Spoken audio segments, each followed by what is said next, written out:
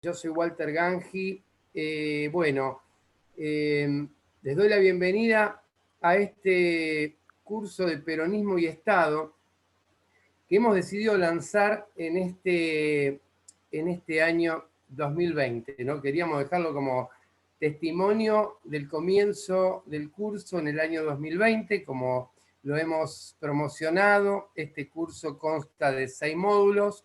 Cada uno de ellos tiene una unidad distinta dentro de lo que es el peronismo. Lo veo a Jorge Racid, a quien le doy la bienvenida. Le agradezco muchísimo que esté hoy acompañándonos. Sé que viene de otras dos entrevistas por Zoom, como son obviamente en la actualidad. Y quiero aprovechar para solidarizarme con vos, Jorge, y brindarte todo mi apoyo, y como te lo dije ya en otro momento en estos días, toda la organización, por estas amenazas que vos sufriste en estos días. Y entiendo, no hace unos 10 días tuvimos una charla en la que vos estuviste exponiendo precisamente sobre el tema de la vacuna, o las vacunas, por así decirlo, y entiendo que por haber denunciado estos, llamémosle negociados, han sufrido esas amenazas. Por eso nos solidarizamos con vos, sabemos quiénes son, sabemos de dónde viene, y quería, a modo de introducción, decir que es lo mismo que denunció el otro día Máximo en la Cámara de Diputados, ¿no? O sea, no tienen más argumento. Cuando se acaba el argumento, comienzan las hostilidades. Nosotros promocionamos el curso a través de Facebook, ¿no? Por eso toda la gente que está acá es gente nueva prácticamente, gente que hay muy poquita gente de nuestra organización, y esto nos llena de orgullo porque es gente que se ha sumado a esta iniciativa de lo que es Peronismo y Estado, que es conocer un poquito más de la historia del peronismo y su relación con lo que es el Estado, o desde el punto de vista, digamos, de lo que nosotros llamamos el pensamiento nacional, ¿no? Pero también hemos tenido, vos sabés que en las redes hemos tenido una cantidad de ataques tremendos, ¿no? Por haber hecho este curso. Vos no sabés las cosas que nos han dicho. Pero ¿sabés qué es lo más lamentable de esto? Que hay cosas que salen de chicos que son muy jóvenes, que tienen 18 o 20 años, y las barbaridades que dicen, sin tener un conocimiento, digamos, demasiado profundo del tema, y tienen ya, digamos, una algo que ellos dicen, insultan y permanentemente, pero bueno, es lo que hablamos en todo momento, ¿no? Es el argumento de lo que Cristina llamó alguna vez a los aprendices de gorila, ¿no? Son aspirantes, digamos, aspirantes a gorila. Bueno, no quiero demorar mucho en esta presentación. Otra vez agradeciéndoles a todos y todas que estén acá. Le pusimos como condición al curso la presencialidad del 80% de las clases. Esto implica que de 6 clases tendrían que venir a 5. Bueno, no vengan a las 5 primeras y se borren todos en la última, ¿no? Pero bueno, cada uno lo maneja más o menos como quiera. Este no es un curso oficial, este es un curso libre y gratuito de Peronismo y Estado. Obviamente se entrega un certificado que lo hace un poquito más peronista, o más conocedor, digamos, de lo que es el peronismo. En el día de hoy, Jorge Turco Racid nos va a hablar de lo que es la etapa anterior al peronismo, ¿no? Porque como siempre hablamos con Jorge, esto no es que de un día para el otro alguien apareció en un balcón y la historia cambió, ¿no? Hay un antecedente muy importante en nuestro país que nos lleva, ¿no es cierto?, a este pensamiento nacional y popular que es el peronismo, y que si tiene un punto de inicio para mí, no sé si Jorge va a coincidir, en el 4 de junio del 43, que es la revolución del 43, y que también nos decían, ustedes le llaman revolución al 43 y le llaman golpe al 55. Vos por ahí, Jorge, le vas a explicar cuál es la diferencia entre una revolución, qué cambios sociales, económicos y políticos, y si se quiere, aparte eclesiásticos, muchas veces produce una revolución, ¿no?, que es un cambio profundo, a lo que es directamente un golpe de Estado. ¿Y por qué nosotros le llamamos revolución? Y por qué ponemos como punto de inicio, porque lo ha dicho Perón también, aquel día del 43 del peronismo, pero que ya tenía un germen anterior. Germen anterior en esos movimientos, y ayer 29, se cumplió un aniversario más del fusilamiento del padre de Alem, ¿no? El padre de Alem, que fue fusilado en la plaza por Mazorquero, ¿no? Y que tiene un vínculo directo con el radicalismo, digamos, originario, ¿no? Como movimiento originario. No vamos a hablar de los radicales de ahora, ¿no? Tenemos mucha tela para cortar, ¿no? Tela que se empezó a cortar en la época de Alvear. Pero bueno, creo que Jorge nos va a hablar de todo esto. Yo, Jorge, te agradezco muchísimo que estés nuevamente con nosotros y que le demos comienzo a este curso. Yo, que me he puesto como director del curso, al frente del curso, pero bueno, obviamente que hay figuras mucho más notables que yo y que podrían estar, simplemente llamémosle coordinador. Así que Jorge va a dar su charla sobre este tema que, digamos, sería la bolilla 1, y luego ustedes van a poder hacerle preguntas si lo creen conveniente. Bueno, bienvenido nuevamente, Jorge. La exposición es tuya. Adelante con este curso. Bueno, buenas tardes a todos. Muchas gracias, Walter. Gracias a todos por invitarme, por tenerme confianza que lo que digo puede ser algo importante.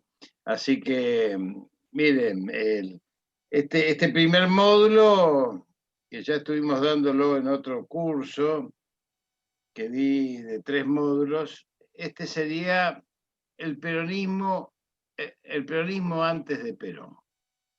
Y claro, ustedes dirán, ¿cómo puede haber peronismo antes de Perón? Claro, porque en realidad Perón es una síntesis histórica que emerge en un momento determinado. Una síntesis histórica que generalmente no se reconoce como tal, porque la historia escrita en el post-Caseros por Mitre borró, tomó como eje aquello de civilización o barbarie, es decir, civilización, todo lo que venía de afuera, y barbarie, todo aquello que éramos nosotros, que seguimos siendo. ¿Por qué digo que Perón es una síntesis?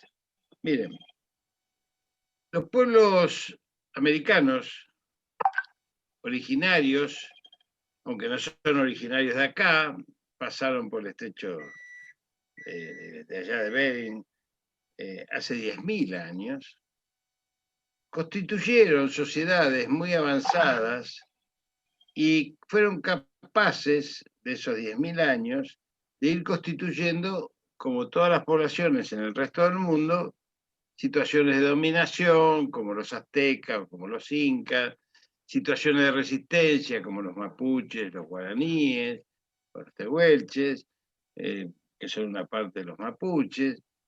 O sea que todo esto tiene que nosotros alimentarnos la necesidad de profundizar aquello que generalmente trata de borrar el colonialismo. ¿Qué hace el colonialismo? El colonialismo hace aquello que ha hecho a lo largo de la historia, intenta borrar la identidad y la memoria colectiva. Por eso produce las masacres, entierra el conocimiento y cambia hasta los ejes religiosos. Obviamente, los europeos, en especial los españoles, después de 8 siglos de dominación árabe, no otomana, árabe, la invasión otomana en Europa fue otra. Después de 8 siglos, hay un micrófono abierto, por favor. Después de 8 siglos, logran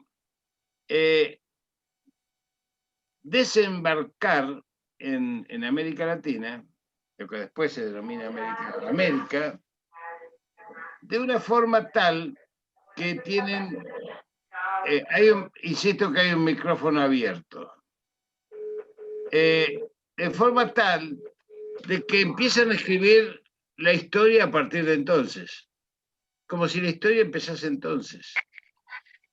Si empezase entonces la historia en el 1500, 1492, la verdad que es una historia muy corta del mundo occidental, cuando era prácticamente bárbaro, porque si no fuese por la colonización árabe, si no fuese por los chinos que hacen parte de de la Revolución Industrial sobre fines del siglo XVIII en Inglaterra, o XVII, XVIII, esa Europa era una Europa vikinga. Para que ustedes se ubiquen, el puerto más importante de Europa era Nápoles, de donde sale Marco Polo. ¿Por qué? Porque el mundo se extendía hacia el oriente, no hacia el occidente. Al no existir el Atlántico, no existía esto. Yo les pido que vayan leyendo, yo les voy a dar información sobre qué autores, pero hay un autor argentino vivo, muy importante, tiene más de 80 años, pero vive en México, que se llama Enrique Dussel, filósofo él, de la filosofía de la liberación. No es peronista, pero porque no se dio cuenta todavía que es peronista, o está enojado por alguna circunstancia de la historia, pero ese historiador nos demuestra cómo, desde la filosofía, cómo el mundo enterró todas las historias precedentes.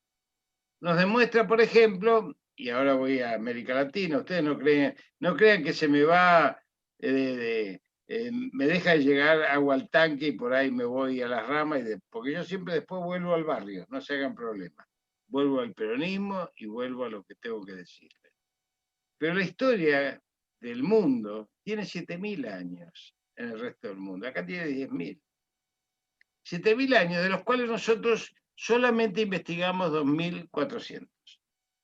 Por la historia que nos venden, por la historia que nos cuentan, si no, investigaríamos 7.000. ¿Qué historia estudian los chicos, por ejemplo, de 7.000 años? ¿Qué historia estudian los chicos de Irán o de China? 7.000 años. Y uno le pregunta por qué 7.000 y no 8.000, y porque ahí se mezcla con la mitología, como ustedes con los griegos nos dicen. Entonces, ¿dónde están los otros 3.600 años de historia que nos escondieron? Bueno, solamente hay que recorrer las 33 dinastías egipcias para darse cuenta la cantidad de conocimientos que fueron enterrados por las colonizaciones. Es más, quien lea a los filósofos griegos, que supuestamente son la base del occidente hoy hegemónico, repiten ellos conceptos de los filósofos egipcios que nunca figuraron en la tabla de occidente por una sencilla razón: eran negros. Como eran negros, no podían ser parte de la historia oficial occidental. Estos son datos que ustedes pueden ir investigando, porque cuando llega la colonización española, llegan 3 oleadas. La primera de los ladrones, que se llevan todo y asesinan todo. La segunda de los gobernadores, que empiezan a organizar el trabajo para explotar lo que los ladrones no pudieron porque no les gustaba trabajar, explotar lo que tienen que explotar, las mitas, las encomiendas, las sierras de la montaña de Potosí y todo aquello que había que trabajar. Por eso, como no le alcanzaron los indígenas que se iban muriendo, trajeron los esclavos de África porque necesitaban tener mano de obra para eso. Y después vino la etapa institucional de la conquista de los virreinatos para ver si podían consolidar los dominios coloniales. Vinieron con la Biblia, se quedaron con las tierras, como dice Galeano, pero los pueblos tienen su memoria y tienen su identidad. Y no dejaron de ser, por más que fueron sometidos a las peores humillaciones y los peores genocidios. ¿Por qué relato esto? Porque aunque ustedes no lo crean posible, ahora con los estudios de ADN, ya sabemos que casi el 60% de la población argentina tiene sangre originaria. De alguna manera, poquita, ya sabemos por los ADN. Hay un 20% que tiene sangre negra, esto no se sabe. Entonces todo el mundo cree, por esta historia relatada en post casero, que nosotros desembarcamos de los barcos. Es verdad que nuestros abuelos desembarcaron de los barcos, puede ser, pero que hubo mezcla, que hubo ese proceso de sincretismo de las subjetividades de los pueblos originarios, los ambos, los negros, los mulatos, los criollos y los inmigrantes, es lo que determina que la América Latina, y la Argentina, por supuesto, inserta en ella, tiene un proceso de transfiguración, como lo llama un pensador del siglo XIX cubano llamado Ortiz, que no es la acumulación de capas biológicas culturales, sino que es la acumulación y la fusión de nuevas identidades. Y lo explica muy claramente. ¿Cómo se produce una nueva identidad? ¿Cómo se produce en la fisiología humana? ¿O acaso un niño que nace no tiene los ADN del padre y de la madre? Los tiene. Pero no es ni el padre ni es la madre. Quien tenga los ADN de una mapuche y un criollo, no es ni mapuche ni criollo. Es como Perón, que era hijo de Tehuelche. Era hijo de madre Tehuelche y de criollo, don Juan Sosa. Entonces, esta mezcla va produciendo una construcción de identidad permanente que se va asentando en la memoria colectiva de los pueblos. Y ahí se produce, por ejemplo, algo que llama mucho la atención. Dicen que hay una sola Virgen Negra en Cataluña, pero en realidad en Europa y en los países cristianos no hay vírgenes negras. Las vírgenes negras están en América Latina, porque los pueblos originarios y esta identidad renovada va tomando a estas religiones impuestas, como la católica, a sangre y fuego, como propias, pero las pone en su propia visión, mirada del mundo, de la vida y de las cosas, que se llama identidad, se llama ideología, se llama conjunto de ideas. ¿Qué quiere decir esto? Que los pueblos originarios siguen conservando y nos van también transmitiendo pautas conductuales, pautas filosóficas, miradas de vida que van componiendo una ideología. A lo largo de los procesos de liberación nacional, fíjense ustedes que en América Latina el único proceso de liberación nacional que fue triunfante fue el del Virreinato del Río de la Plata. Los demás fracasaron todos y tuvieron que volver a pelear. Y ninguno de esos procesos de liberación, de emancipación del siglo XIX, fueron procesos que llevaron otra idea que de la patria grande. Ninguno llevó la idea de la Argentina. Es más, está la tergiversación de la historia argentina, que nos dicen que el 25 de mayo se declaró la independencia, y la bandera española flameó en el fuerte hasta 1816. El 25 de mayo se hizo con 400 invitaciones que se repartieron entre los decentes, algunos de los cuales no querían que se vaya el virrey, por eso French y Berute se pusieron en la esquina y a los trabucazos los sacaron volando como el 22 de mayo, 3 días antes de la supuesta revolución. Por eso la historia no relata la revolución de 1811 de Campana, por eso se llama así la ciudad de Campana, por el abogado que lidera a los orilleros, que dicen nosotros queremos nuestro lugar porque no fuimos convocados a este proceso de emancipación. Se estaba consolidando ahí una oligarquía, en todo caso, en algunos casos intelectual, jacobina, pero siempre con referencias europeas diferentes a las que planteaban ya algunos patriotas nuestros, como Belgrano y San Martín, que planteaban por lo menos una monarquía araucana con la Casa de Braganza en Portugal para restituir una monarquía araucana portuguesa. Esto es parte de la historia, poco contada, pero uno tiene que contextualizar, como nos dice Rodolfo Kusch, otro autor que yo les pido que lean, enterrado por la historia oficial, por la filosofía oficial, que se estudia muy poco en la academia, que habla del estar situado, es decir, estar situado significa lo que los pueblos originarios plantean como visión de la vida, que hoy está planteando el Papa. Digo, para empezar a hacer ya un peloteo entre el ayer y el hoy. ¿Qué plantea el Papa Francisco? En Laudato Si o en Fratelli Tutti. Yo no soy religioso, les advierto, pero plantea la concepción de la construcción de los modelos sociales, solidarios, biocéntricos, es decir, del hombre y la naturaleza. Y esto es lo que tenía la Pachamama, es lo que tenían los pueblos originarios, que planteaban, como los tehuelches, de donde viene Perón, que el hombre había sido puesto por Dios en la tierra para cuidar la naturaleza, que era mayordomo de la naturaleza, y que si cumplía esa misión, se subía al fin de su vida biológica a la Vía Láctea e iba al encuentro de Dios. Qué imagen poética, ¿no? Bueno, esto planteaban los tehuelches, miles de años, miles de años. Entonces, nosotros decimos, bueno, entonces, ¿qué historia nos contaron? Y nos contaron la historia de que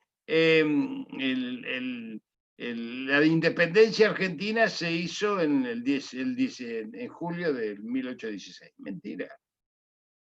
Mentira. Nunca se declaró la independencia argentina, se declaró la independencia de las Provincias Unidas de Sudamérica y se escribió en 4 idiomas, porque además los congresales eran alto peruanos y bolivianos de hoy, y se escribió en guaraní, quechua y aymara. Ahí los que vayan a la Casa de Tucumán pueden ver los escritos en esos idiomas. Claro, esto no se lo dicen en la escuela primaria ni secundaria. O sea, la educación sistemática de la Argentina lleva a que nosotros tengamos el relato histórico de Mitre, que es el primer objetivo a derrotar en una batalla cultural que tiene que dar el peronismo. Claro, alguno me dirá, pero Perón le puso Mitre, Sarmiento y a los ferrocarriles cuando lo nacionalizó, y sí, obviamente, al enemigo se lo combate desplumándole la gallina de a uno, nos enseñó Perón. Entonces, uno no puede abrir todos los frentes juntos. Cuando abrió todos los frentes juntos, lo derrocaron, justamente por algo similar a lo que está pasando hoy, cuando hizo votar y se pudo divorciar mucha gente la ley de divorcio y la iglesia se le puso enfrente. Pero volvamos a la historia. Entonces, ¿qué pasaba en esa historia? En esa historia, en 1812 viene San Martín con Carlos María Alvear y Zapiola, en la fragata Canning. ¿A qué vienen? A pasear, vienen a ponerse a las órdenes, como dice la historia. No, vienen a dar un golpe de Estado, lo dan. Lo dan rodeando con el ejército de patrillos y los ejércitos de granaderos recién formados en la Plaza de Mayo y forman la Junta Grande derrocando el triunvirato. ¿Qué tal? Esto es así, porque la historia se escribe de esta manera. Más allá de que después no le cuentan que San Martín, cuando no quiere volver a combatir a López y a Ramírez, es declarado traidor a la patria por Rivadavia, la calle más larga del mundo, que debe ser el pariente lejano de Caputo o Duhovne, porque endeudó al país con la Baring y además se enfrentó con Facundo por la Mininco. Y acá hago una pequeña anécdota. A mí siempre me llamó la atención Facundo, este personaje de La Rioja, porque con esto quiero decirle cómo se construye la nacionalidad. Si yo le pregunto al santiagueño, ¿desde cuándo son santiagueños? No me va a decir desde el 25 de mayo, ni nos va a decir desde julio del 16. Me va a decir, yo soy santiagueño desde el 1500, cuando se fundó Santiago. Y yo soy cordobés desde el 1700. Y soy tucumano desde el 1600 y pico. Y jujeño y salteño y así. O sea, la nacionalidad, la identidad nacional es superior a la conformación institucional del país. Esto es memoria y esto es identidad. Yo sé que esto a ustedes les parecerá que estoy hablando en arameo, más o menos, pero yo lo que quiero decirles es que de alguna manera, si algo nos provoca el peronismo y Perón, es recuperar el pensamiento crítico. No aceptar nada de lo que le dicen, ni siquiera lo que digo yo. Ni siquiera lo que digo yo. Vayan, vean, estudien. ¿Por qué lo declaran Artigas traidor a la patria? Artigas, que dijo en su testamento, yo, José Gervasio de Artigas, argentino de nacimiento, oriental, de formación, era de la provincia oriental, del virreinato del Río de las Plata, que la entregan Carlos María de Alvear, Zarratea y el delincuente de García junto a los portugueses para que, cumpliendo las órdenes del embajador inglés en Portugal, invadan. Y Artigas, voy a decir una frase poco académica, querían que Artigas se deje de joder, de crear las cosas que llevó al Congreso de 1813, la constituyente falsa de 1813, donde propuso trasladar la capital al interior del país, abrir múltiples puertos para que la aduana de Buenos Aires no sea la única. La reforma agraria y la libertad de los esclavos. Ni siquiera eso salió. Salió la libertad de los vientres. Ni que siquiera querían sacarse los esclavos de encima. Que llegaron hasta prácticamente 1850. Esto es parte de esa historia no contada.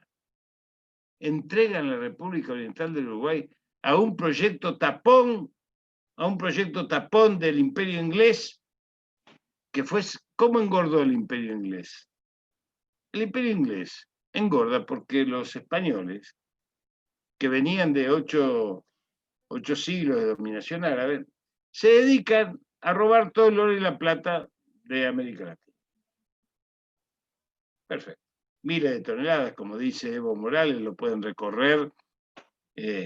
No tendrían que cobrarle a nadie lo que robaron y saquearon. Pero los españoles, en vez de invertir eso, como hacen los liberales, fugaron del país esa plata hacia Inglaterra. Compraron porcelanas, compraron textiles. Y empezaron durante toda la época de la colonización, durante 400 años, lo único que hicieron fue engordar las monarquías, los aparatos, porque ustedes saben que las monarquías en Europa tenían impedido trabajar, no podían trabajar. Guarda que dejaba de ser príncipe, dejaba de ser duque, dejaba de ser todo esto que tenía, todo eran mantenidos por el Estado. Fíjense ustedes desde dónde se componen después los procesos ideológicos eurocéntricos y de dónde se componen los procesos ideológicos americanos. Y esto es muy interesante, es muy didáctico para ir definiéndolo, porque yo no quiero ser largo, pero así como lo de Facundo, les quiero contar esta pequeña, porque parece actual. Además de endeudar Rivadavia con la Barina al país en 1 millón de libras esterlinas, de las cuales llegaron solo 560.000, y que las terminó de pagar Perón, además trae la Mininco, que es la empresa minera inglesa de la cual él era socio. Y la Casa de la Moneda, de las monedas de oro en aquel momento, estaba en un lugar que todavía hoy pueden ir y visitar, que es la mina de Famatina, que sigue dando oro y plata. Por eso la Casa de la Moneda estaba en La Rioja. Entonces, Rivadavia le dice, bueno, vamos a trasladar la Casa de la Moneda de Buenos Aires. Facundo dice, de ninguna manera. Acá está la Casa de la Moneda porque acá está el oro, eso lo manejamos acá. Entonces lo amenaza Rivadavia y lo empieza a combatir y le dice que igual va a ir con la Mininco. Entonces ahí es donde yo tenía siempre muchas dudas porque la bandera de Facundo decía religión o muerte, no decía patria o muerte. Y a mí me llamó la atención, porque yo como no soy un tipo religioso, digo, qué raro. Ahí hay un libro de Ortega Peña y Duhalde, Duhalde el bueno, que pueden llegar a leer, que se llama Facundo y las Montoneras, que habla justamente de este tema de Famatina que tiene absoluta actualidad, porque Facundo entonces le dice que no, llama al Cabildo, que era el Congreso de aquella época, y le hace sacar una ley que decía lo siguiente, de muy pocos artículos, casi 2, que decía, toda persona que entre al territorio de La Rioja y no sea católico, apostólico romano, será pasado por las armas. Esto referido a los ingleses, que obviamente no eran católicos. Fíjense ustedes cómo la historia, investigando la historia, uno se da cuenta de cosas que a veces no se explica cuando se pone a estudiar este tipo de cuestiones. Pero esto tiene que ver con las identidades, porque la identidad que conforma la visión estafadora, comercial, mercantil, traficante de esclavos de Buenos Aires, es una historia muy compleja y muy diferente a la del resto del país. Cuando ustedes recorren el país, te dicen, vos sos porteño, ¿viste? El tipo ya se tira para atrás, dice, este es un pícaro porteño. No nos tienen cariño, porque han sido saqueados por el puerto de Buenos Aires desde la historia y sigue siendo, fíjense ustedes, el centro donde todo el mundo dice Dios nos hizo a todos, pero atiende en Buenos Aires, o no dicen eso. Porque todo fue concentrado en esta visión, no ya unitaria o federal, fue concentrado en esta visión de intereses concentrados y hegemónicos, como los que estamos sufriendo en estas etapas de la vida nacional, que sería mucho más largo de charlar. Pero este proceso, y voy a ir acortando algunas etapas de la historia, este proceso provoca que las campañas liberadoras de nuestros padres fundacionales, yo lo pongo a Artigas, a San Martín y a Bolívar.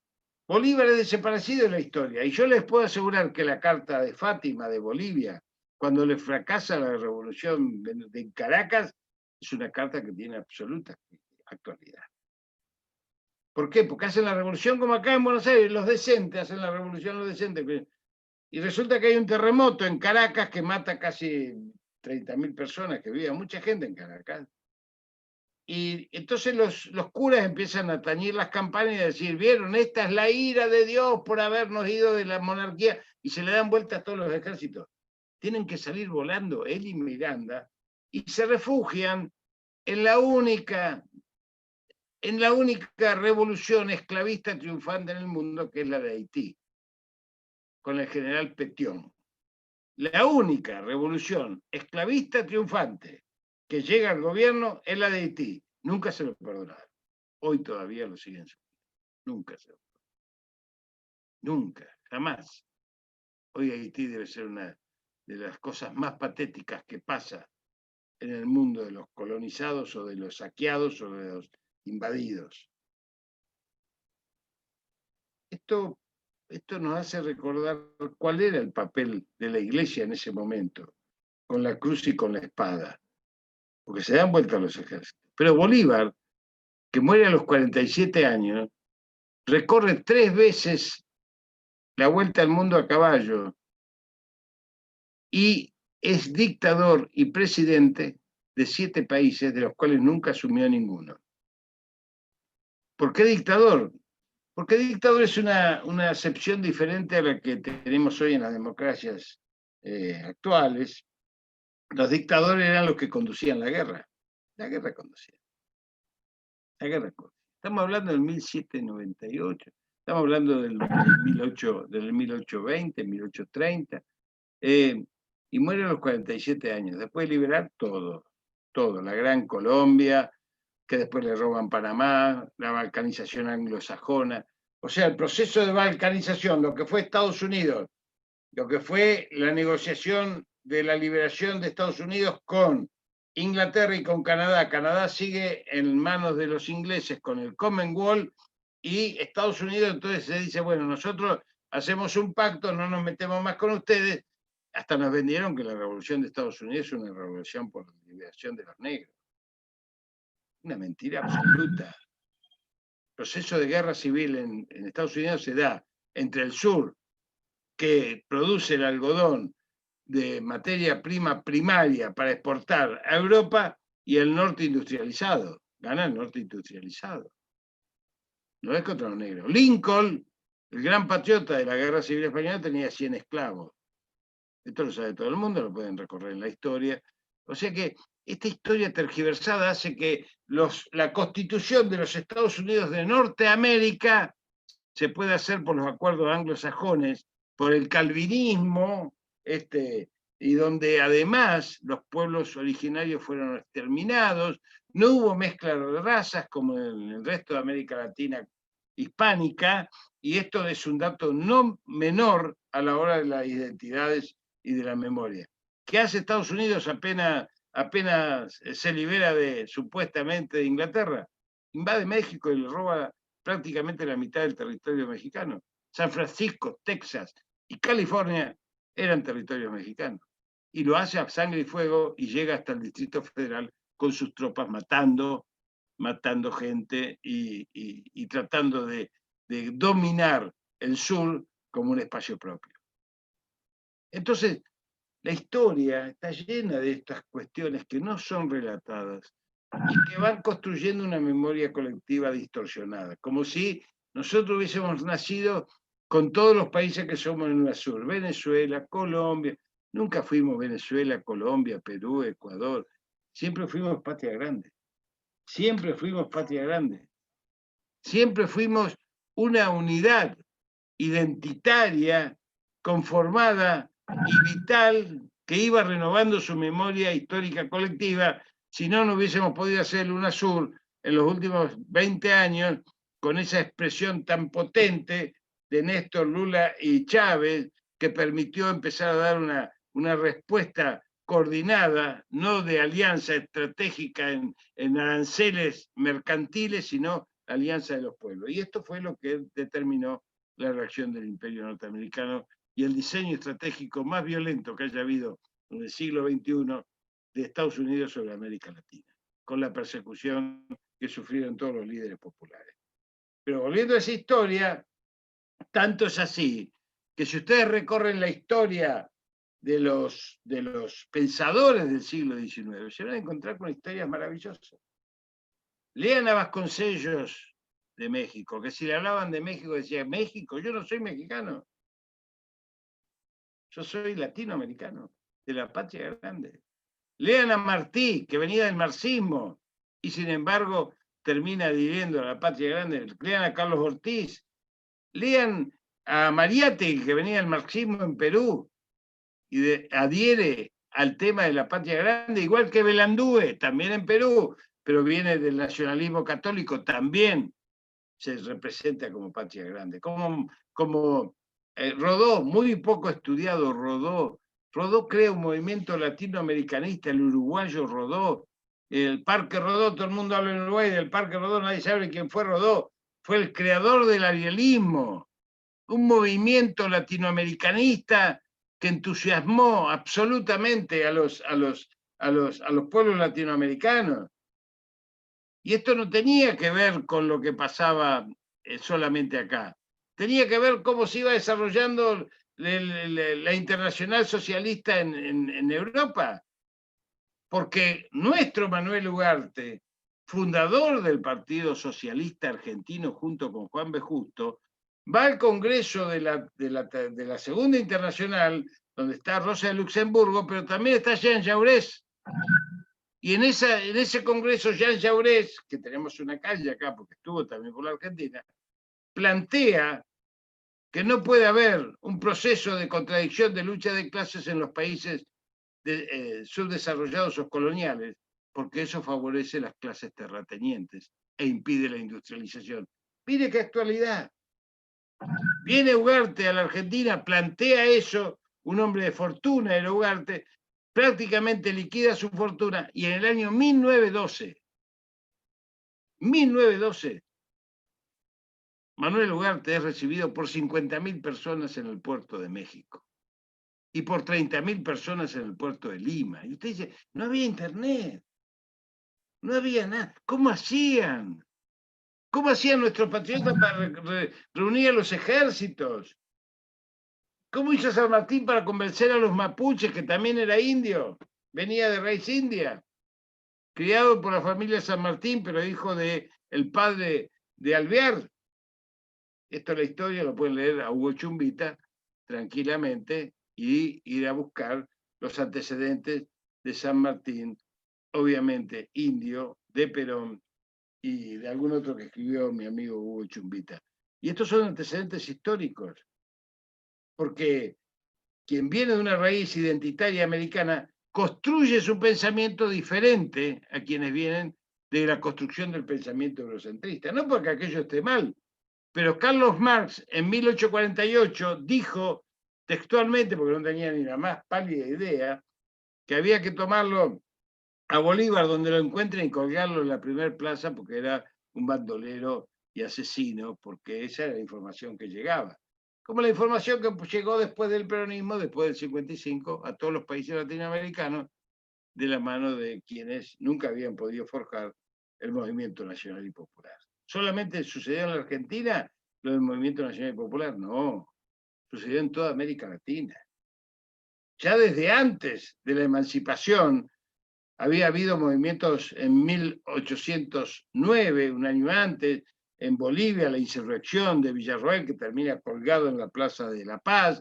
Antes había estado la revolución de Tupac Amaru en Perú, que todo el mundo dice, uy, una revolución indígena. No era indígena, era una revolución nacional. Tupac Amaru estaba criado por los jesuitas, que habían sido expulsados en 1776, justo cuando se forma el virreinato del Río de la Plata, y que también formaron los jesuitas, la escuela de los jesuitas, porque ya se había ido cuando era chico nuestro general post-mortem, Andresito Guacurarí Artigas, gracias al cual tenemos Misiones, y el que haya ido a Posadas habrá visto su monumento, y el que haya ido a Corrientes también. Un general majestuoso que combatió a las tropas portuguesas en el norte de la banda oriental a las órdenes de Artigas. Esto no se lo contaron nunca. Gracias a Cristina Fernández de Kirchner tenemos un general guaraní. Y esto es un orgullo nuestro, porque muchos mapuches, San Martín usó, hay una localidad en la consulta, que se llama La Consulta, en Mendoza, en los que vayan pueden ir ahí y averiguar, que tiene muy buenos vinos. Veo la cara de Mariano ahí que hace que sí. Vos también probaste el vino, Mariano. Bueno, esa consulta se llama La Consulta porque ahí reúne a todas las tribus mapuches. Y las divide en 3. San Martín. Un tercio va a Chile para hacerse pasar por realista e informar como servicios secretos a San Martín. Un tercio se incorpora a las tropas y adquiere dimensión militar, junto con los negros que San Martín liberaba. Cuando San Martín dice la historia de la Argentina se escribirá desde la sangre de los peones, los negros libertos, porque los patrones no quisieron ofrecer a sus hijos para liberar a la patria. Esto lo escribe San Martín. Por supuesto, Mitre no se lo va a decir, pero está escrito en todos lados. Hay que recorrer la historia revisionista. Hay que recorrer a todo el revisionismo y el trabajo que hicimos en el Instituto de Orrego, gracias a Cristina Fernández de Kirchner. Entonces, este peronismo no es una expresión de un día para el otro que hay un tipo que viene y que dice que es Perón y el pueblo lo aplaude. No, esto es una construcción histórica. Los hombres y las mujeres que militamos tenemos a veces algunas ansiedades propias de nuestros tiempos biológicos. Pero los pueblos tienen tiempos históricos y van construyendo su memoria colectivamente desde otro lugar. Esto de Ugarte, que fue la expresión que cuando vuelve lo expulsan del partido, por eso el primer diputado es Ernesto Palacio, porque lo expulsan. Ugarte hubiese sido el primer diputado socialista de la Argentina, lo expulsan a Ugarte y lo rescata Perón en 1950 y lo nombra embajador en México porque estaba viviendo en Europa. Pero fíjense ustedes cómo será esta construcción de memoria, que ya entrando en el 1900, la guerra mundial divide la sociedad argentina otra vez entre los neutralistas y los aliados. Los neutralistas eran todos fascistas para él. El primer neutralista fue Irigoyen, obviamente. ¿De dónde venía Irigoyen? Venía de la Revolución del Parque, de Alem, una masacre. Pero también venía de la memoria, y transita él mismo, la memoria de la policía brava que mataba a los inmigrantes de la mano de la ley de Miguel Cané. Ahí ya Perón empieza a mirar, porque Perón nace por ahí, ya está grandecito. Esta historia es prácticamente contemporánea a los primeros años adolescentes de Perón. Esta historia de Miguel Cané con la Liga Patriótica mataba a todo el que quería sindicalizarse, y la ley decía que expulsaba del país o fusilaba a quienes tenían expresiones anarquistas, socialistas o sindicalistas. Muy parecido al populismo de hoy que expresa Estados Unidos cuando dice que el populismo es lo mismo que terrorismo, narcoterrorismo, o que es lo mismo que comunismo, o que es lo mismo que socialismo. Ellos ponen todo el eje del mal en la misma bolsa. Ahí se producen y se empiezan a producir algo muy significativo, que son las primeras expresiones del movimiento obrero argentino en la FORA y en la FOA, que son expresiones del anarquismo y del socialismo. Trágicas. ¿Ustedes saben qué pedían los obreros de la Patagonia Rebelde cuando iniciaron la huelga? Un catre y una vela. Eso, la reivindicación no era salarial. Porque en el campo, con las ovejas, siempre se come. Siempre se come. El sueldo es un tema. Pero un catre y una vela, porque dormían en los galpones de esquila. No tenían ni catre ni vela, dormían en el suelo. Esa reivindicación huelguística, durante la época de Irigoyen, cobra 1.500 vidas fusiladas. La huelga general de los talleres Bacena, la calle San Juan y Urquiza, ahí estaban los talleres Bacena, digo para que lo ubiquemos geográficamente. Hacer una huelga para exigir las 8 horas de trabajo como en otros lugares del mundo, para exigir que no trabajen los niños, porque los niños trabajaban, hasta la época de Irigoyen trabajaban los niños, en tareas muy específicas, ¿eh? Trabajar en los talleres textiles tenía que tener menos de 1,50 de estatura, no menos de 1,30, entre 1,30 y 1,40, porque era como corrían los telares, cuando se rompía algún telar tenían que correr por abajo, ir a tal, y esta era la tarea de los chicos. O en las minas trabajaban los chicos para hacer los túneles más chicos, y se morían. O eran de esos llenadores, eran los que entraban por las chimeneas y les agarraba el cáncer de escroto. Esto está relatado por los libros de medicina de la ley 9688 de 1915. Fíjense ustedes, todo se mezcla, los quebrachales del Chaco, cuando hicieron la huelga porque querían cobrar en pesos y no en vales, los masacran, los talleres Bacena que reprimen la huelga y hay 7 muertos el primer día y se hace una gran manifestación al día y medio para llevarlos a pulso a Chacarita y hay una represión que llega a los 600 muertos de la Policía Brava y la Liga Patriótica. Nunca se lo cuentan esto. Pero Perón lo vive. Ya es la época de Irigoyen. Perón lo vive, Perón lo va percibiendo. Pero también lo va percibiendo el trabajador, lo va percibiendo el inmigrante, lo va percibiendo el criollo, la explotación, esa Atahualpa Yupanqui cantando las penas son nuestras, las vaquitas son ajenas. El país agroexportador. ¿De dónde viene que tiraban manteca al techo? Del aburrimiento de los barcos. Ustedes saben que eso de tirar manteca al techo viene del aburrimiento de los barcos. Tiraban para que se pegue la manteca al techo y apostaban a ver a quién se le caía primero. Esto hacían los oligarcas que llevaban la vaca y después se la comían en Europa para que alimente la travesía del océano. Todas estas historias, entre esa miseria de la revolución de las escobas en los conventillos, que se produce también en 1912, donde las mujeres se ponen al frente de la lucha para no ser desalojadas de los conventillos por la policía brava y los sacan a los escobazos, por eso se llama la revolución de las escobas. Los que están hoy con las revoluciones verdes o esas cosas, también tienen que saber que las mujeres cumplieron un papel y un rol fundamental en la historia.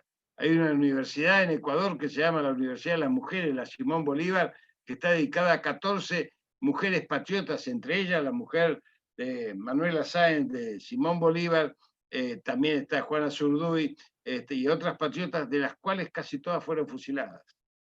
La historia no rescata a ninguna mujer fusilada de la historia de Mitre. Fíjense ustedes qué casualidad. Qué casualidad.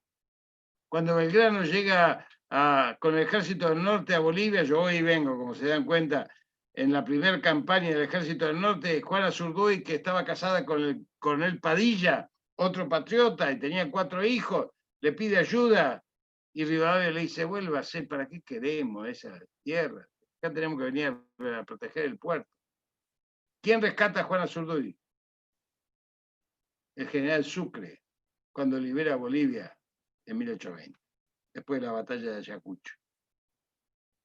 Había perdido al coronel Padilla en batalla y se le habían muerto los 4 hijos de infecciones y de tuberculosis en aquella época.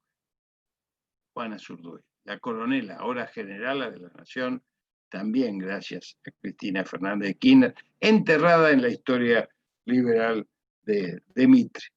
Todo esto lo va percibiendo Perón, pero también lo va percibiendo el pueblo. Esa memoria en construcción es una identidad permanente que sigue en construcción hoy, 200 años después, porque la identidad es algo que se fortalece y por eso va construyendo escenarios en los cuales se van dando los procesos políticos, como bien decía Walter al inicio, esos procesos políticos que van eclosionando en los tiempos históricos que los pueblos consideran aptos.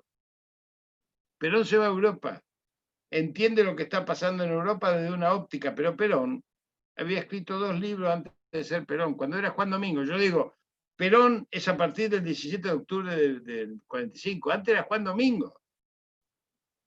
Por eso yo en eso difiero un poquito con Walter, que creo que la revolución del 43 pone en el escenario un conjunto de hombres del GO, que estaba Perón, pero que compartía esa conducción con otros sectores que después lo traicionan y lo meten preso. A Perón lo hace el pueblo, el 17 de octubre de 1945. Pero antes de ser Perón, cuando era Juan Domingo, Perón escribe 2 libros. Etimología mapuche, que es un diccionario argentino castellano mapuche, primer libro que escribe Perón. Fíjense ustedes si tiene identidad Tehuelche o no tiene identidad Tehuelche. Vayan a Roque Pérez, vean la casa donde nació Perón, en Roque Pérez, no en Lobos, después se crió en Lobos, donde están las fotos incluso de doña Juana embarazada. Vayan a Roque Pérez y vean la casa de adobe en la que nace Perón. Está conservada. Es una casita donde vivir hoy en día sería trágico para cualquiera de nosotros. Pero además escribe otro libro que se llama Historias de apunte de la historia militar, que recupera Clausewitz. Clausewitz fue el biógrafo de Napoleón, pero Clausewitz describe la biografía de Napoleón desde la política, no de la guerra, y dice, armarse para la guerra es producir la política de paz. Porque si no estás armado para la guerra, te llevan a la guerra sin tener condiciones. Pero si tenés un ejército poderoso, digo, estoy haciendo una síntesis de 4 tomos de Clausewitz. Pero si tenés un ejército poderoso, podés tener una capacidad de construir la paz en el pueblo. Fíjense ustedes. Por eso Perón inicia, cuando es gobierno, el plan nuclear argentino. No nos equivoquemos. Corea del Norte no existiría más si no tuviese bomba atómica. Irán tampoco existiría más si no tuviese el manejo atómico. Esto es así en el mundo.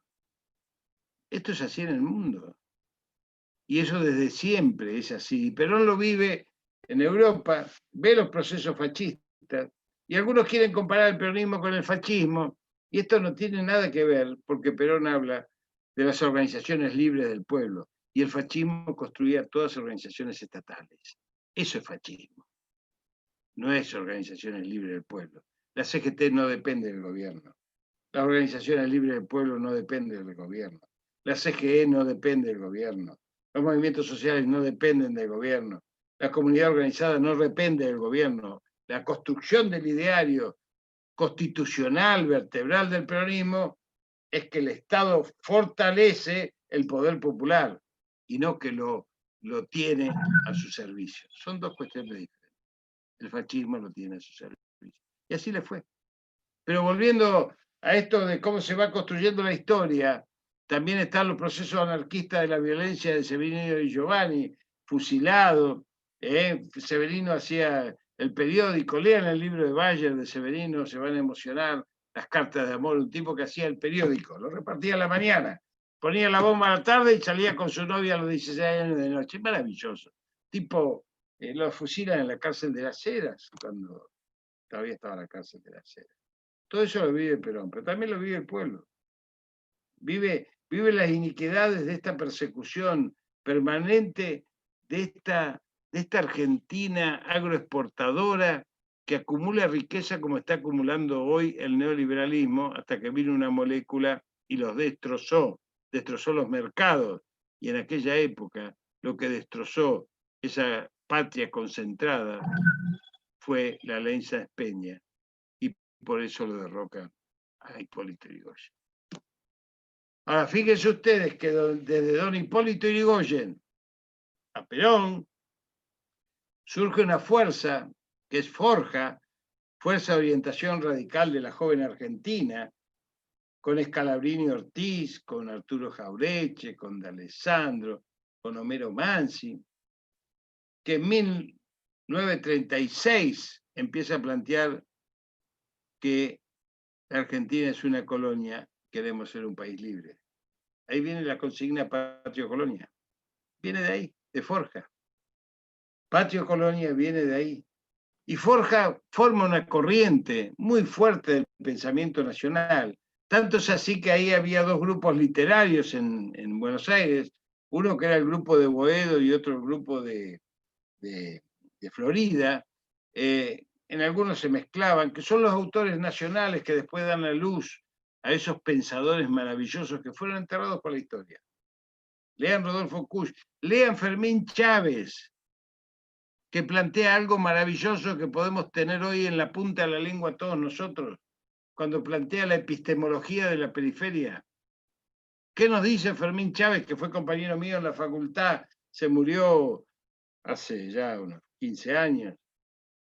Fermín Chávez de la filosofía plantea la epistemología de la periferia, que dice que nosotros no somos periféricos de nadie. ¿De quién somos periféricos? ¿Por qué somos un país periférico? No somos un país periférico. Tenemos nuestra propia identidad, nuestra propia memoria. No somos un país subdesarrollado. Tenemos nuestra propia energía, tenemos nuestras tecnologías de punta. ¿Por qué tenemos que ser periféricos y subdesarrollados? Esta es según la visión eurocentrista. La dicotomía entre las visiones eurocentristas y la visión y la construcción del pensamiento americano permanentemente denigrada por los eurocentristas, porque si vos no sos marxista, no sos socialista, no sos social cristiano, no sos liberal, no sos nada. Y aquí quiero hacer un punto de parate. ¿Qué hubiese sido Marx sin Lenin? Un tomo en las bibliotecas. No hubiese habido revolución. La escribió. La hubiese hecho otro por ahí, sí, pero tenía que hacer otro. ¿Qué hubiese sido Adam Smith sin los piratas?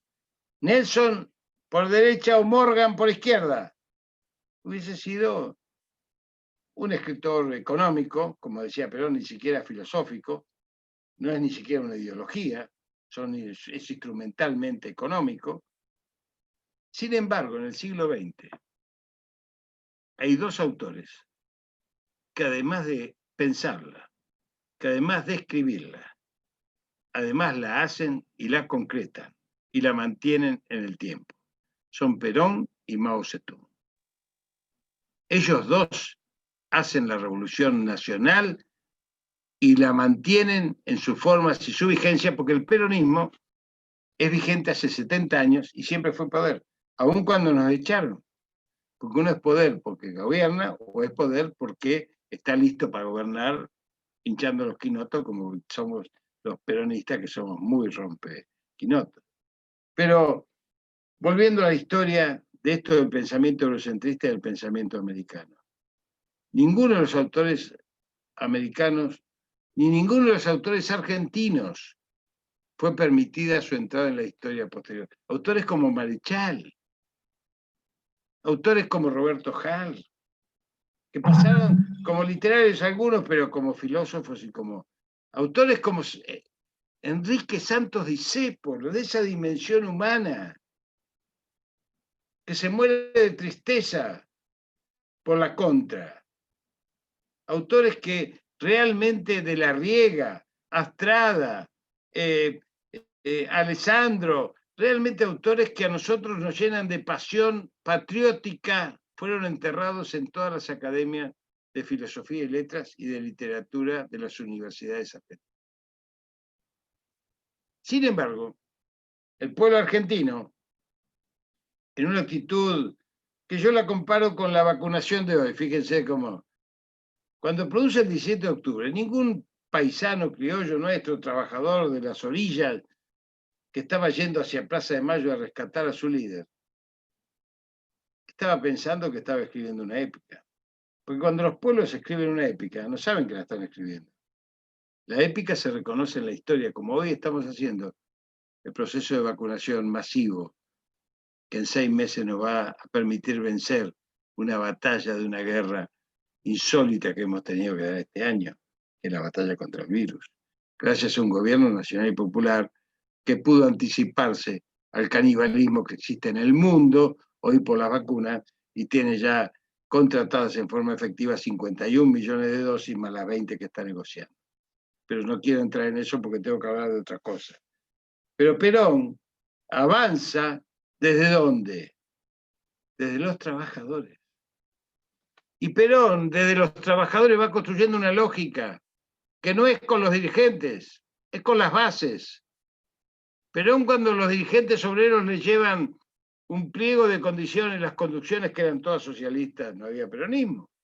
Por esto estábamos hablando del peronismo antes de Perón. Le llevan las condiciones salariales. Perón dice, bueno, yo voy a estudiarlas, pero ¿cuándo es el próximo Congreso de Delegados? Y se aparecía en el Congreso de Delegados y hablaba ante los 1.000 o 2.000 delegados de todo el país, de los gremios. Así fue construyendo su base, con picardía, con paciencia, pero con mucha presencia. Perón en su presidencia nunca dejó de ir un miércoles a la CGT a dar un discurso, una charla doctrinaria para los compañeros delegados de todos los gremios que querían participar. O sea que fue formando dirigentes, que es una responsabilidad nuestra que estamos asumiendo muchos de nosotros que somos setentistas. Pero claro, Perón fue avanzando hasta ser vicepresidente, ministro de Guerra y secretario de Trabajo. Era mucho, too much. La oligarquía empieza a moverse, la oligarquía empieza a combatirlo, la oligarquía empieza a hacer manifestaciones masivas. ¿Por qué? Lo acusan de nazi o fascista. Y hay dos versiones de la historia. No hay que comerse una sola. No éramos neutrales solamente por lo que Perón decía que éramos no nos íbamos a meter en una guerra intercapitalista. Y es verdad que era una guerra intercapitalista. Pero también es cierto que a la Argentina le convenía ser neutral, así no le hundían los barcos con carnes que iban a Inglaterra. También es cierto. Hay dos certezas, una económica y otra política. Pero la neutralidad se mantiene casi hasta el último momento. Entonces Perón es acusado de fascista, nunca se sacó ese mote. Había estado con Mussolini, había estado desde el año 33, también había estado Ramón Carrillo, del 30 al 33, ese negro Mota, que fue el primer ministro de Salud de la Argentina y que fue el que más le enseñó a Perón y que fue el que salvó el 17 de octubre. Le voy a contar una anécdota así voy cerrando y terminando. Miren, cuando Perón lo meten preso, Perón le escribe una carta de Evita y le dice, mirá querida, bueno, el tipo, Perón tenía 50 años, Evita 25. Entonces dice, nos vamos a ir al sur, qué sé yo. El tipo dice, bueno, si me toca perder, ya volveremos, tengo que pensar una estrategia. Esa carta existe, la pueden leer, es muy amorosa, muy linda de leer. Pero le llevan a la isla Martín García, el 14 de octubre. Pero de jefe de cirugía del Hospital Militar Central estaba el doctor Ramón Carrillo. Una eminencia en neurociencia que nos da vergüenza a todos los médicos porque se recibió con 10 de promedio, 10 de promedio. Era de Añatuya, Santiago del Estero. Yo siempre pensé que era un poco nazi, pero no, eso es la historia que cuentan, incluso a veces la sacan. Pero él hizo la escuela primaria y secundaria con Homero Mansi, que era parte de Forja.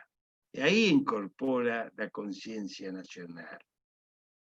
Y cuando va Perón, se ve que hacen un trato y sucede algo muy lindo. Al día 15, Perón a la noche empieza a decir que se siente mal, que tiene fiebre, que no puede respirar. El día 16 a la mañana, entonces le mandan al doctor Alvarado, que después tuvo un gran papel. ¿Se lo manda a quién? Carrillo, a la isla Martín García, y le saca una placa con eso. Era muy precario lo de Martín García como prisión, Le saca una placa con lo que nosotros llamamos una bocha portátil, que era la que se llevaba de cama en cama, una radiografía de porquería que siempre salía mal, pero algo te permitía ver.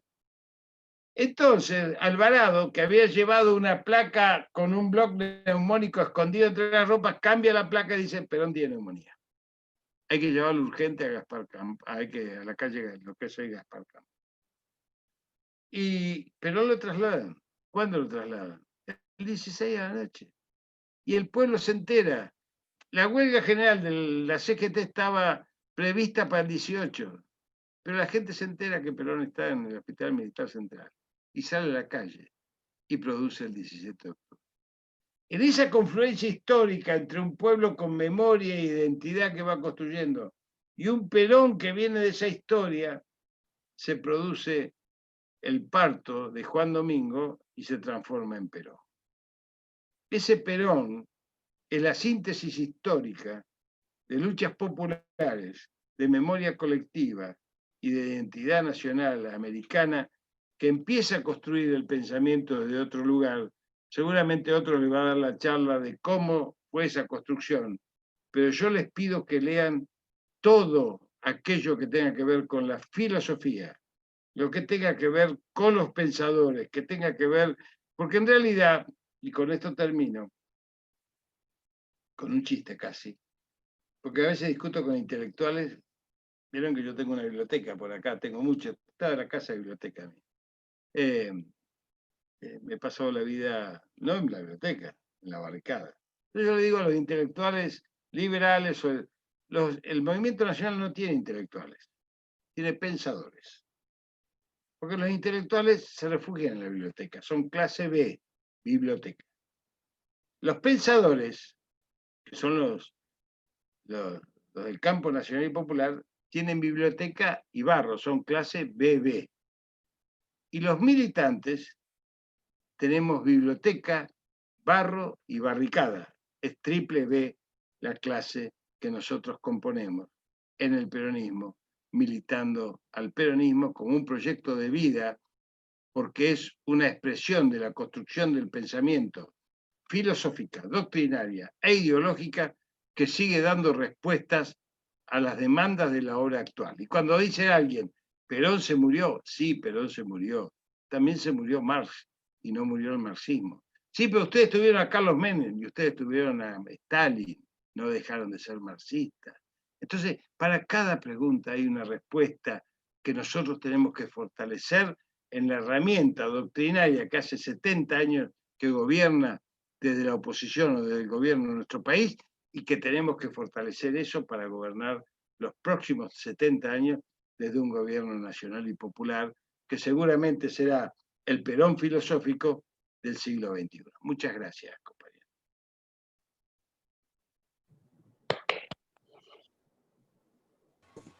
Muchas gracias. Muchas gracias, querido Jorge. Muy claro, como siempre. Yo siempre me preguntaba, digo, mirá el doctor Rashid, todo lo que sabe de peronismo, y me lo preguntaba cuando leía un libro que había escrito Favaloro sobre San Martín, ¿no? Qué interesante lo que vos dijiste sobre los pensadores, ¿no? Que somos pensadores y por ahí no intelectuales. Bueno, no quiero monopolizar la charla, me gustaría, entre los compañeros y compañeras presentes, si alguno quiere hacer alguna pregunta, abre el micrófono y acá no hay censura. Así que... Y no muchas, porque vengo casi de costado como caballo en desfile, te diría. Claro, venís medio escorado, o sea, venís como ya te tiraron un par de misiles, ya venís medio escorado a esta hora, ¿no? No, los misiles, a mí los misiles me fortalecen, lo que por ahí me cansa son 3 charlas de 2 horas cada una. Me imagino. Yo creo que este año tuvimos esa particularidad de que uno se envició un poquito con esto, entonces hace 1, hace 2, hace 3, hace 4 y no se da cuenta. A lo mejor si hubiese sido presencial, uno ya en la agenda dice, no, mira, hago esta y acá no voy. Pero es que cuando lo haces presencial, Walter, yo que recorrí todo el país en los últimos 4 años, cuando vos vas presencial, después te comes un asadito, te tomás un vinito, bueno, con compañeros, te enterás de lo que pasa, le pones la oreja, porque todo lo que yo digo es lo que me dicen ustedes. Yo escucho y aprendo de los compañeros y trato de hacer una síntesis que sea entendible y que sirva como herramienta de construcción política. Colectiva, sí. Es verdad, lo que yo te decía al principio, yo la verdad que me puse a leer el otro día el Facebook y la cantidad de agresiones que teníamos, pero gratuitas, porque de pronto decía, a ver, van a hablar en el curso de esa cabaretera que se llamaba Isabel, entonces y vos ves la gente que lo escribe, y es gente muy joven, que ni siquiera los abuelos vivieron para esa época, ¿viste? Entonces, sí, pero qué mentalidad que tienen, o cómo, ni hablar de todo lo que puedo, una cantidad enorme de cosas que fui leyendo, que uno prefiere ignorarlas o directamente no responderlas, ¿no es cierto? Pero creo que hay que dar una gran batalla cultural. Creo que, como vos lo dijiste, lo decís más de una vez, tenemos que sacarlo a Mitre o correrlo un poquito, porque si no, no podemos avanzar. Bueno, los invito, les tiro el guante a ver si alguno le quiere hacer una pregunta al doctor. A ver, vamos, anímense. Algo de lo que han escuchado, si quieren preguntarle. Ustedes saben que Perón cuando llegó a la política ya era un hombre, digamos, hecho y derecho, como se decía antes, un hombre grande. Ya.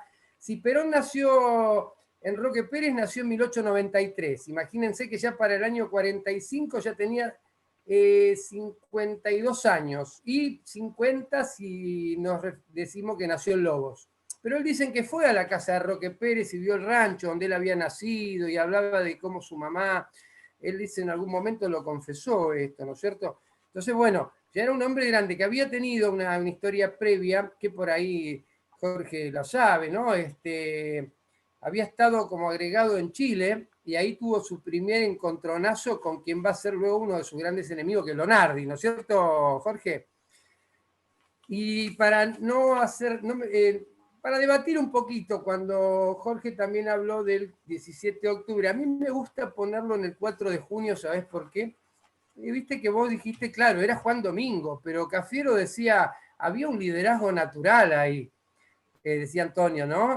Si bien el GO no tenía un líder identificado, fulano, no había una organización que tenía un nombre, me parece como que Perón ya... No, si hay una batalla, cuando se produce el golpe, hay una batalla ahí entre Farrell y Ramírez. Bueno, pero ahí aparece señal, Rawson. Pero esa ¿no? es la señal. Aparece Rawson, claro. Pero esa es la señal de que estaban divididas las fuerzas. Tanto es así que logran detenerlo después a Perón. Las fuerzas van coaligadas y van, en realidad lo que van resolviendo es una disputa de poder en el seno de ahí, y que Perón produce su acumulación en la base social de la Argentina, y los otros producen su acumulación en la oligarquía. Esto es así en los factores de poder económico de la época. Bueno, esto es lo que hay, por eso sirven estas discusiones, para saber que el peronismo, lo que le dijo Cristina al Alberto cuando se asumió el gobierno, cuando se ganó, nunca se olvide de que el único que va a ser leal es el pueblo. Y en esto hay que ser muy claro. Esto no se construye ni en ambientes cerrados ni en gabinetes cerrados, y por eso hay que derrotar los sectarismos, que fue la victoria del enemigo, es la fragmentación, y la victoria nuestra tiene que ser la unidad del campo nacional y popular, más allá del peronismo. Tampoco hay que ser sectario y decir nosotros los peronistas somos... No. Nosotros somos movimiento nacional y popular, y todo aquel que luche por la patria es nuestro compañero. Y me tengo que ir, porque si no me voy a desmayar después de tanto tiempo. Te vas a desmayar. Bueno, sí. Gracias por esta... Yo soy un hombre grande, no abusen de mí, ¿viste? No. Me decía una vez un cubano, me decía, ustedes le llaman a la gente de edad gente grande, para nosotros gente grande es gente que tiene grandeza, y vos tenés grandeza, como decía el cubano. Así que yo y además tengo, mucho, y además tengo la edad de los sueños que acaricio, que es muy importante. Bien, bueno, yo te quiero agradecerte. Les voy a pedir, como siempre decimos, acá al Legar, y bueno, invitarlo dentro de un ratito. Les debe haber llegado la invitación, hacemos una despedida del año, un brindis virtual, así que están todos invitados. Pero quiero que prendamos el micrófono, ya que no quisieron preguntar, ya que están todos muditos hoy, prendemos el micrófono un segundo, le regalamos un aplauso al turco desde casa, fuerte. Bueno, muchas gracias, querido Jorge, querido compañero, Gracias. a seguir adelante en esta batalla Y cultural. les digo, veo muchos jóvenes, como médico les digo. Los jóvenes tienen todo el derecho a divertirse, pero traten de no matar a los papás y a los abuelos. No tienen derecho a matarlos. Y tratemos que estos brindis de fin de año de mañana no sea el último brindis familiar sin que podemos provocar una tragedia.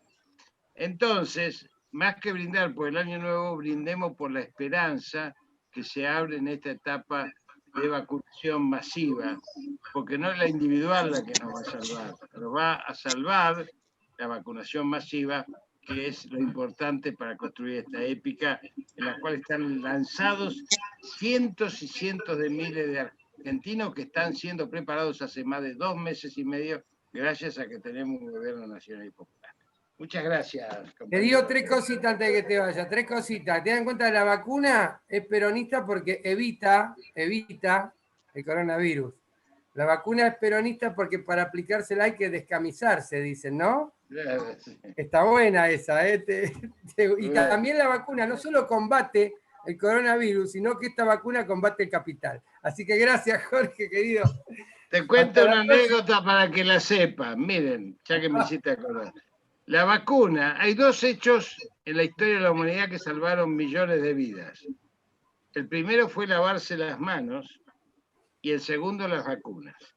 Las vacunas, que fueron inventadas en 1798 contra la viruela, y se llama vacuna porque viene de los vacunos, viene de la vaca, por eso se llama vacuna. Los científicos de entonces, al doctor Rockler, lo sacaron volando y dijeron, esto no sirve para nada. Pero 5 o 6 años después, Napoleón dijo, a mí me están matando los ejércitos, no el enemigo, sino un bicho llamado viruela. Así que a partir de ahora se vacunan todos. A partir de eso, el mundo tiene vacunas y gracias a las vacunas, hoy el mundo tiene una expectativa de vida 20 años superior a la que tenía hace 80 años atrás. Bueno, ya que estaba, le daba algo de medicina que también. Listo, chao. Chao. Chao, Jorge. Bueno, no se me vayan todavía, que les quiero dar unos avisos para que sepamos cómo sigue esto. Me dejaron sin presentador, así que como director y coordinador estoy acá haciendo... Esto es Legar, es una organización peronista que trabaja por la facultad. Obviamente yo no, porque ya estoy viejo para la facultad, pero hay una cantidad de compañeros y compañeras que han trabajado todo el año y no saben hasta hace poquito la Navidad repartiendo juguetes, las cosas que han hecho. Así que, bueno, ojalá que puedan ustedes vincularse a esta organización que trabaja por una facultad mejor, lo que nosotros llamamos una facultad para todos. Particularmente la proyección social nos ha llevado a la ciudad de Buenos Aires y tal vez nos lleve también a la provincia de Buenos Aires, porque la gran mayoría de los que vamos a la Facultad de Derecho somos de la capital o de la provincia, como quien dice, ¿no? Yo estoy trabajando en lo personal y con Legar Peronismo Ciudad por la ciudad en las elecciones de medio término del año que viene. Pero también estamos haciendo un trabajo para la provincia de Buenos Aires, lo cual ustedes van a conocerlo a mediados del mes de enero, ya muy poquito tiempo, falta muy poco. Nos estamos despidiendo hasta el año que viene, pero el año que viene es pasado mañana. Así que, bueno, quería invitarlos a lo que sigue. Lo que viene ahora es 5 clases más. 5 clases más con destacados profesionales, ustedes van a poder seguir viendo, pero sáquense las dudas, pregunten, porque hoy Jorge habló muy bien de lo que es la etapa preperonista, ¿no es cierto? Hemos llegado, digamos, al 1943. Y yo, para darles un adelanto de lo que viene, viste como las novelas turcas, este es un adelanto del próximo capítulo, contarles que hay un micrófono abierto por ahí, contarles que, como les había contado recién el doctor Rashid, tuvimos una etapa que fue muy reciente a esta etapa del peronismo, que fue la ley Sáenz Peña. La ley Sáenz Peña provocó un cambio muy importante en la Argentina. ¿no es cierto? Porque cambió las condiciones del sufragio. O sea, es muy más extenso el tema, me gustaría tratarlo en algún otro momento, pero bueno, hubo varias intentonas de reforma, pero la élite gobernante no quería saber nada, porque ellos estaban acostumbrados a mantenerse en el poder. Habíamos logrado una hegemonía de poder. La ley Sáenz Peña logró un cambio, logró que los conservadores pierdan ese poder. ¿En manos de quién? En manos de los radicales. Entonces aparece lo que llaman algunos autores la democracia radical, que comienza en 1916. Pero termina prontito, termina muy pronto, termina en el año 30. ¿Y cómo termina en el año 30?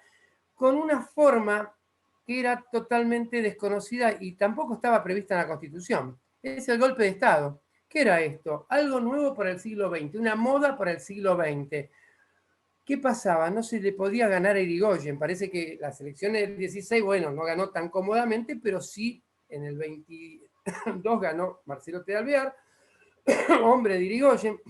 Si bien él era hombre de Irigoyen y respetó siempre a Irigoyen, dentro de su gobierno se fracturó la Unión Cívica Radical entre personalistas y antipersonalistas. Y en el año 28 el personalismo, el irigoyenismo, ganó con abrumadora mayoría.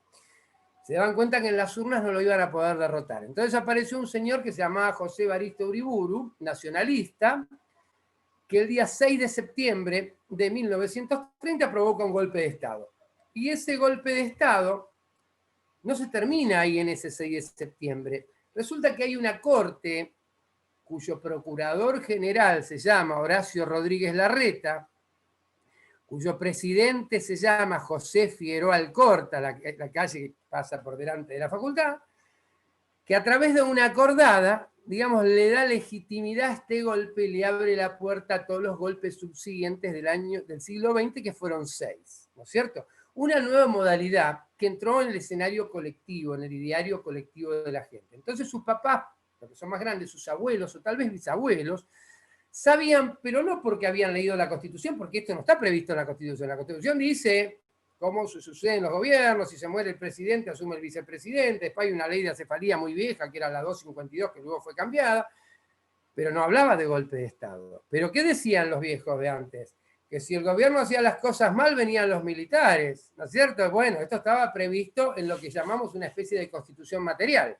Y ahí aparecían los militares y aparecieron un 6 de septiembre. ¿Y qué pasó con este Uriburu que quería cambiar la Constitución, quería cambiar el sistema, quería volvernos a un sistema corporativo? ¿Cómo es esto? Claro, molestaban que civiles representaran a otros civiles. Un sistema corporativo está dado porque cada uno de nosotros está representado por la corporación a la cual pertenecemos. Vamos a poner un ejemplo burdo. Supongamos que cada uno de nosotros que fuese abogado está bien representado en un congreso por el presidente del Colegio de los Abogados. Vamos a suponerlo así. Una corporación que nos representa. Una corporación representará a los industriales, otra corporación representará a los trabajadores, otra representará a una pata fuerte de la sociedad, que era la iglesia, y otra representará a los militares. ¿Tuvimos nosotros una constitución de este tipo? Sí, en 1819, obviamente que no entró en vigor, pero el Senado era corporativo, estaba representado por cada una de las provincias, pero además por el rector de las universidades, por lo menos 4 militares y por representantes eclesiásticos. Esto era algo así lo que quería Uriburu, sacado de los ejemplos europeos. No funcionó. ¿Por qué no funcionó? Porque teníamos demasiados vínculos muy cercanos con el imperialismo inglés en ese momento. No se olviden que éramos casi colonia. Eso va a venir después del pacto Roca-Ranciman, cuando el hijo de Julio Argentino Roca dice que bueno, nos tratan como colonia, ¿no? Pero bueno, casi que lo éramos. Entonces ese vínculo no permitió que esto prosperara. Entonces no prosperó ya me voy, no prosperó, pero sí sirvió el golpe para sacarse de encima a los radicales. Se sacaron de encima a los radicales, proscribieron a los radicales, porque Uriburu llamó a elecciones el 5 de abril de 1931 y volvieron a ganar los radicales. Y ya aparece la famosa frase de Uriburu que dice: el pueblo todavía no aprendió a votar, y anuló las elecciones. Y digamos, aparece una nueva palabra, la proscripción. ¿Qué quiere decir esto? Usted no participa de las elecciones. ¿Quién no participa? Irigoyen y toda su banda. Listo. ¿Y qué hacemos ahora? Bueno, y ahora el poder ha pasado, Uriburu se va al exilio, el poder del real queda en manos de otra facción del ejército, la facción, digamos, liberal, la que está vinculada a Inglaterra. ¿Quién es el hombre fuerte? Agustín Pedro Justo.